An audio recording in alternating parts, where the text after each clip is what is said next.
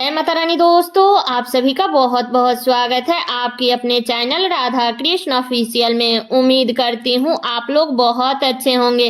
तो ये बताने के लिए कमेंट बॉक्स में जय श्री विष्णु जरूर लिखिएगा। तो चलिए दोस्तों, आज हम इस वीडियो में सुनेंगे कार्तिक महात्म्य का 13वां अध्याय और साथ ही में सुनेंगे तुलसी जी और विष्णु भगवान की कहानी कि तुलसी जी विष्णु भगवान के प्रिय कैसे हुई। तो आप लोगों से निवेदन है कि आप लोग कार्तिक महात्म्य को सुनने के बाद में आप लोग तुलसी माता और विष्णु भगवान की कहानी जरूर सुनिएगा। तो चलिए सुनते हैं आज का अध्याय 13। तो जैसे आप लोगों ने पिछले अध्याय में सुना कि कैसे जलंधर ने क्रोध में आकर के विष्णु भगवान को उद्धत वचन बोल दिया और उन पे कठोर आक्रमण कर दिया। तो अब आप इसके आगे की कथा श्रवण करेंगे। दोनों ओर से गदाओं, बाणों और शूलों आदि का भीषण प्रहार हुआ। दैत्यों के तीक्ष्ण प्रहार से व्याकुल देवता इधर उधर भागने लगे।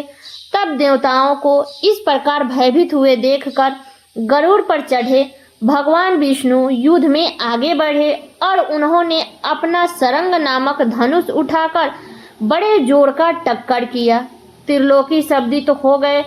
पल मात्र में भगवान ने हजारों दैत्यों के सिरों को काट गिराया। फिर तो विष्णु और जलंधर का महासंग्राम हुआ। बाणों से आकाश भर गया। लोग आश्चर्य करने लगे। भगवान विष्णु ने बाणों के वेग से उस दैत्यों की ध्वजा, छत्र और धनुष बाण काट डाले। इससे व्यवस्थित हो उसने अपनी गदा उठाकर गरुड़ के मस्तक पर दे मारी। साथ ही क्रोध से उस दैत्य ने विष्णु जी की छाती में भी एक तीक्ष्ण बाण मारा। इसके उत्तर में विष्णु जी ने भी उनकी गदा काट दी और अपने सरंग धनुष पर बाण चढ़ाकर उसको बिंधना आरंभ कर दिया। इस प्रकार जलंधर इन पर अपने पैने बाण बरसाने लगा।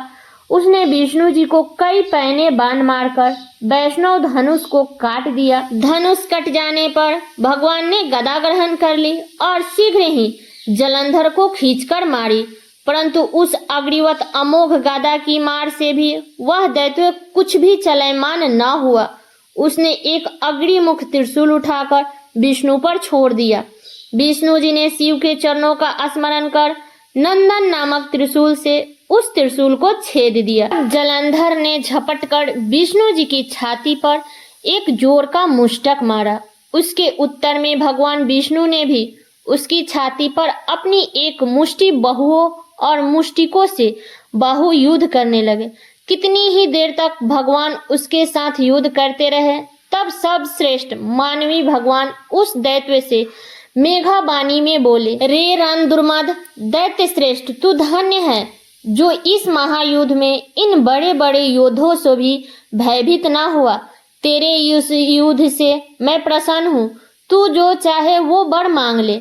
मानवी विष्णु जी की ऐसी बानी सुनकर जलंधर ने कहा, हे भावुक, यदि आप मुझ पर प्रसन्न हैं तो यह वर दीजिए कि आप मेरी बहन तथा अपने सारे कुटुंबियों के सहित मेरे घर पर निवास करें। तब नारद जी बोले। उसके ऐसे वचन सुनकर विष्णु जी को खेद तो हुआ, किंतु उसी क्षण देवस ने तथास्तु कह दिया। अब विष्णु जी सब देवताओं के साथ जलंधरपुर में जाकर निवास करने लगे। जलंधर अपनी बहन लक्ष्मी और देवताओं सहित विष्णु को वहां पाकर बहुत प्रसन्न हुआ। फिर तो देवताओं के पास जो भी रत्न आदि थे सबको लेकर जलंधर पृथ्वी पर आ गया। निशुंभ को पताल में स्थापित कर दिया और देव, दानव, यक्ष, गंधर्व, सिद्ध, सर्प, राक्षस, मनुष्य आदि सबको अपना वंशवर्ती बनाकर त्रिभुवन पर शासन करने लगा। उसने धर्मानुसार सुपुत्रों के समान प्रजा का पालन किया। उसके धर्मराज में सभी सुखी थे। तो ये थी कार्तिक महात्म्य का 13वां अध्याय। इसके आगे की कथा आप लोग अगले अध्याय में सुनिएगा। अब चलिए सुनते हैं तुलसी जी और विष्णु भगवान की कहानी। और दोस्तों, आप लोगों से एक छोटा सा रिक्वेस्ट है कि आप लोग मेरे वीडियो को लाइक जरूर कर दीजिएगा और चैनल को सब्सक्राइब कर लीजिएगा। अब चलिए सुनते हैं कि तुलसी कौन थी और राक्षस कुल में जन्म के बाद भी भगवान विष्णु को तुलसी इतना अति प्रिय क्यों थी। तो तुलसी, जो कि पूर्व जन्म में एक लड़की थी जिनका नाम वृंदा था, राक्षस कुल में जन्मी यह बच्ची बचपन से ही भगवान विष्णु की भक्ति करती थी। वह बड़ी हुई तो उनका विवाह राक्षस कुल के दानवराज जलंधर से संपन्न हुआ। राक्षस जलंधर समुद्र से उत्पन्न हुआ था। वृंदा बड़ी ही पतिव्रता स्त्री थी, सदा अपने पति की सेवा किया करती थी। एक बार देवताओं और दानवों में युद्ध हुआ। जब जलंधर युद्ध पर जाने लगे तो वृंदा ने कहा, स्वामी, आप युद्ध पर जा रहे हैं, आप जब तक युद्ध में रहेंगे मैं तब तक मैं बैठ करके आपकी जीत के लिए अनुष्ठान करूंगी। जब तक कि आप लौट कर नहीं आते हैं मैं अपना संकल्प नहीं छोड़ूंगी। जलंधर तो युद्ध में चला गया और वृंदा व्रत का संकल्प लेकर पूजा में बैठ गई। उसके व्रत के प्रभाव से देवताओं ने भी जलंधर को ना हरा सके। सारे देवता जब हारने लगे तो विष्णु जी के पास पहुंचे और सभी ने भगवान से प्रार्थना की। तब भगवान बोले, वृंदा मेरी परम भक्त है, मैं उससे छल नहीं कर सकता। इस पर देवता बोले कि भगवान कोई उपाय तो है, वो तो बताइए, लेकिन हमारी मदद जरूर कर दीजिए। इस पर भगवान विष्णु ने जलंधर का रूप धारा और वृंदा के महल में पहुंच गए। वृंदा ने जैसे ही अपने पति को देखा तो तुरंत पूजा से उठ गई और उनके चरणों को छू लिया। इधर वृंदा का संकल्प टूट गया, तब उधर युद्ध में जलंधर मारा गया और उसका सिर काट कर अलग कर दिया गया। जलंधर का कटा हुआ सिर जब आंगन में आ गिरा तब वृंदा ने आश्चर्य से भगवान की ओर देखा, जिन्होंने जलंधर का रूप धर रखा था। इस पर भगवान विष्णु ने अपने रूप में आ गए और कुछ बोल ना सके। वृंदा ने कुपित होकर भगवान को श्राप दे दिया कि वे पत्थर के हो जाए। इसके चलते भगवान तुरंत ही पत्थर के हो गए। सभी देवताओं में हाहाकार मच गया। देवताओं की प्रार्थना के बाद वृंदा ने अपना श्राप वापस ले लिया।